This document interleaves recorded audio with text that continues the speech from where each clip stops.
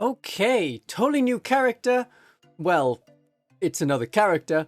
It's a psyker with a staff. Okay, we have another character for the Genestealer Cult.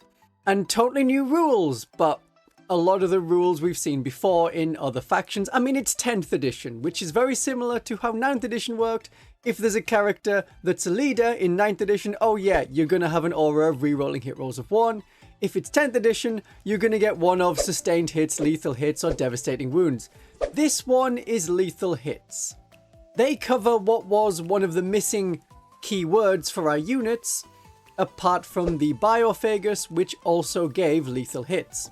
That's part of the problem I have with the Benefictus. This is a role that any of the characters could have provided. I think the Icon Ward would have been a great choice to put this on, and then the Brain Blast Psychic Power Strike could go on the regular Magos. We didn't need the Benefictus. But we have a Benefictus. Like collecting stray cats. They just keep coming in. You're like, oh, guess it lives here now. I guess the Genestealer Cult have gained another cat. What does this cat do? Well, it has a psychic attack, and it has the ability to give lethal hits to a unit. The units it can join are Acolyte Hybrids with auto pistols, Acolyte Hybrids with hand flamers. If you didn't know they could split, come on, keep up. This is a new cycle. This is how we do things on this channel. The Benefictus can also join Hybrid Metamorphs and Neophyte Hybrids. If it's a something hybrid, it can join them. Now those lethal hits that it gives are only lethal hits for shooting attacks. If you want lethal hits in combat, you need to go to the Biophagus. Because this is shooting attacks only, it really limits which units you want to put him with. So Acolytes with auto pistols, their shooting attack is auto pistols. And if you want the mining weapons, then they lose their auto pistols. Look, you're not taking lethal hits on auto pistols. There's no benefit. Metamorphs and Acolyte Hybrids with hand flamers, well, hand flamers automatically hit, so you can't have a benefit from the lethal hits, because you need to roll a 6 to hit in order to get the automatic wound with lethal hits. You could still use him in a unit of Acolyte Hybrids with hand flamers because of the demolition charges. They have been reduced in strength, as I will explain in my next video, so lethal hits is a nice thing to have, but you're doing it just for those 2 Acolytes with the demolition charges, and they only get to throw them once before we go through the whole rigmarole of are they dead, are they not, are they coming back through Cult Ambush, are they coming back through the Cult Icon, when do they get their demo charges back? I have a video to explain that. So the unit that you put the Benefictus with is Neophytes. Basically, all the time, Neophytes. Lethal hits on a massive number of autoguns is great. Strength 3 autoguns and shotguns and such, they're going to be wounding most enemies on a 5+. If we can already be wounding them through the hit roll, that's great.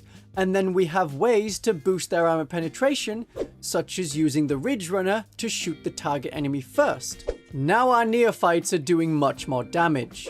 Annoyingly at this time, I don't know if you can double up on the Benefictus with other characters. So the Nexos, for example, can also go with the Primus. I don't know if the Benefictus can also go with the Primus, because then full rerolls to hit and we're getting lethal hits is really effective.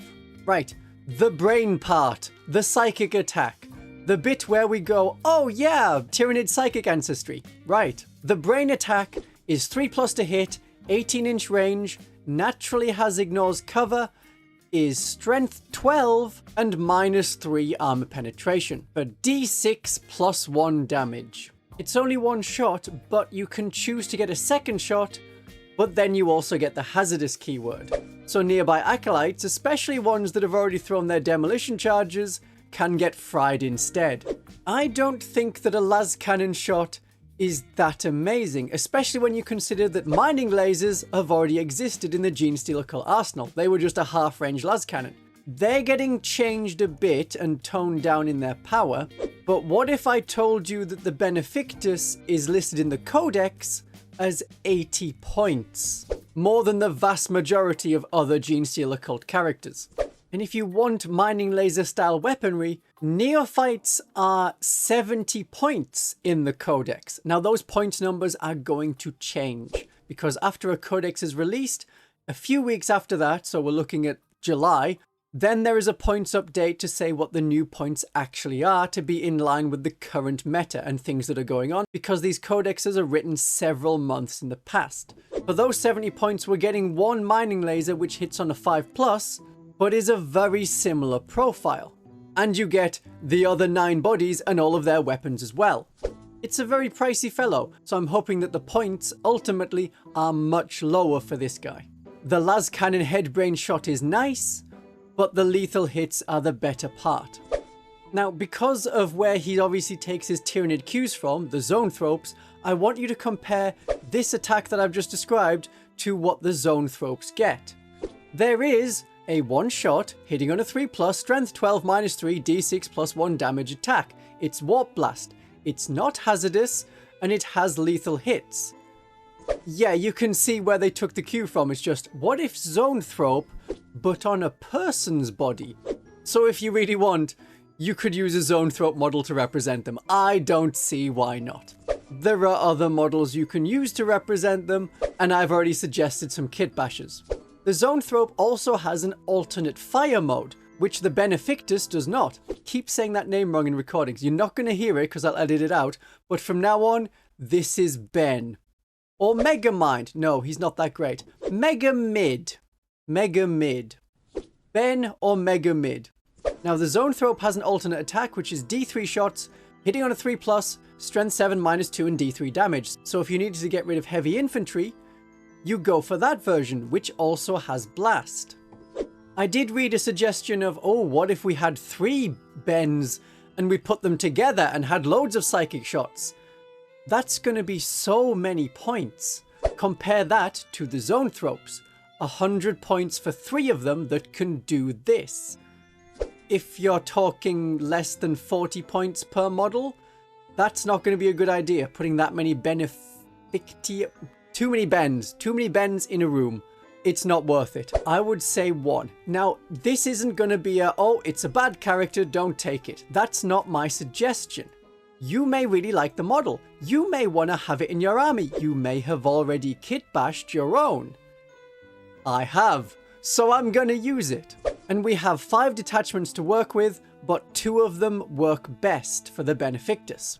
This guy has a weak body. It's the same kind of 4th generation body that we're used to. Move 6 inches, toughness 3, 5+ save, 3 wounds, leadership 7+, OC 1. So they may need some protection. If you use the Outlander Claw detachment, put this guy in a Goliath truck with some neophytes. Because it has firing deck 12, everyone can fire out of it. And there is a new enhancement that we haven't seen yet in the Outlander Claw detachment, Cartographic Data Leech. This is something that can be had by any character, and it improves the ballistic skill of weapons fired from the firing deck of a transport by 1. So this las cannon shot, which is going to be 2 las cannon shots because we are going to overcharge it, and now hitting on a 2+. If you roll out hazardous test and fail, then it's the transport that takes the 3 wound damage, not any of the neophytes inside. And because we are firing deck 12, all of those models inside can still shoot out and are doing so with +1 ballistic skill. That's a good combo. If you have the trucks, which you can call cult limos if you really want, the Outlander Claw is an excellent detachment. Because of the detachment rule, the truck itself is OC 4, and when those neophytes get out, that's a lot of OC to be having on that objective. If you want to get out, you don't have to, because with the enhancement, you can just keep riding around firing your guns at high effectiveness. The other detachment that Ben works best in is the revamped index version, now called the Host of Ascension. It has the same detachment rule. When you come from reserves, you get sustained hits 1 and ignores cover. The detachment is still very much a shooting detachment. It has a few more tricks to let combat units work well. We'll talk about them another time.